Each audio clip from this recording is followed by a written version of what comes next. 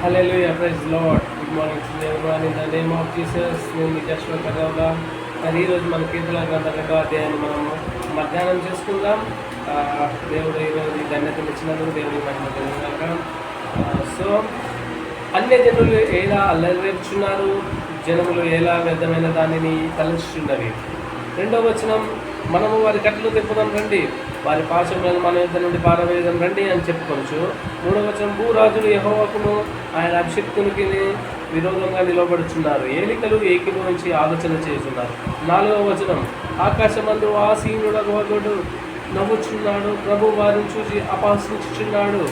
5, ఆయన ఉగ్రుడై వారితో పలుకును, ప్రచండ కోపం చేత వారిని తల్లడింపజేయును. 6, నేను నా పరిశుద్ధ పర్వతమైన సీయోను మీద నా రాజును ఆసీనునిగా చేసి ఉన్నాను. 7, కట్టడను నేను వివరించదను, యెహోవా నాకు ఇలాగ సెలవిచ్చెను, నీవు నా కుమారుడవు, నేడు నిన్ను కలిగి ఉన్నాను. 8, నన్ను అడుగును, జనములను నీకు స్వాస్థ్యముగాను భూమిని దిగంతముల వరకు సొత్తుగాను ఇచ్చేదను.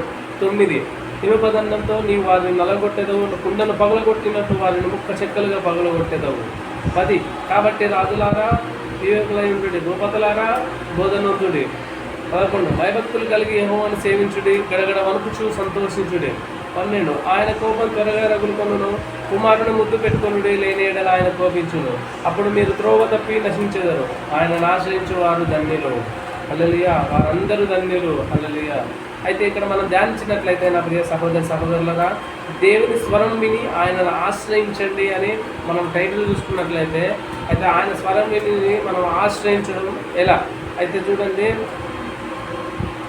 మనం ఇందులో మనకు 2వ అధ్యాయం 1 నుంచి 3 వచనాల్లో ఇది దేన్ని తెలుపుతున్నాయంటే జనుల స్వరాన్ని గురించి తెలుపుతున్నాయి. అవునా?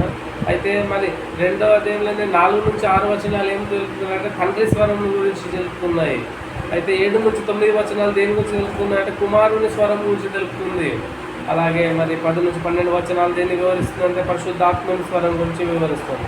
అయితే చూసుకున్నట్లయితే అన్ని కీర్తనల కంటే ఎక్కువగా ఈ 2వ కీర్తన నూతన నిబంధనలో మినిమం మనకు మరి 18 సార్లు వాడబడినది అని మరి పండితులు మరి క్రైస్తవ పండితులు మరి తెలియజేస్తున్నారు. సో అయితే చూసుకున్నట్లయితే మరి మత్తయి సువార్త 3వ అధ్యాయం 17లో, 7వ అధ్యాయం 23లో, 17వ అధ్యాయం 5లో, అలాగే మార్కు సువార్త చూసుకున్నట్లయితే 1వ అధ్యాయం 11లో, 9వ అధ్యాయం 7లో, లూకా సువార్తలో చూసుకున్నట్లయితే 3వ అధ్యాయం 22లో, 9వ అధ్యాయం 35లో, యోహాను సువార్త చూసుకున్నట్లయితే 1వ అధ్యాయం 49లో, అపొస్తలుల కార్యంలో చూసుకున్నట్లయితే 4వ అధ్యాయం 25 నుంచి 26 వచనాలలో, 13వ అధ్యాయం 33వ వచనము, ఫిలిప్పీలకు రాసిన పత్రికలో చూసుకున్నట్లయితే 2వ అధ్యాయం 12వ వచనం, హెబ్రీలకు రాసిన పత్రికలో చూసుకున్నట్లయితే 1వ అధ్యాయం 2, 5 వచనాలు, 5వ అధ్యాయం 5వ వచనం, ప్రకటన గ్రంథంలో చూసుకున్నట్లయితే 2వ అధ్యాయం 26, 27 వచనాలు, 11వ అధ్యాయం 28వ వచనం, 12వ అధ్యాయం 5వ వచనము, 19వ అధ్యాయం 15వ వచనం, ఇలా 18 సార్లు వాడబడిందండి ఈ యొక్క 2వ కీర్తన. Thank you. మరి ఈరోజు మరి మీకు అర్థమైందని ఆశిస్తున్నాను. దేవుడు మరి యొక్క కీర్తన ద్వారా నీతోటి నాతోటి మన ఇద్దరితోటి మాట్లాడినారు. ఎందుకంటే దేవుడు యొక్క వాక్యం నిండంతల కఠినంగా కదా. అవునా? హల్లెలూయా. దేవుడు మరి నిన్ను నీ కుటుంబాన్ని ఆశీర్వదించుగాక. ఆమేన్. Praise the lord.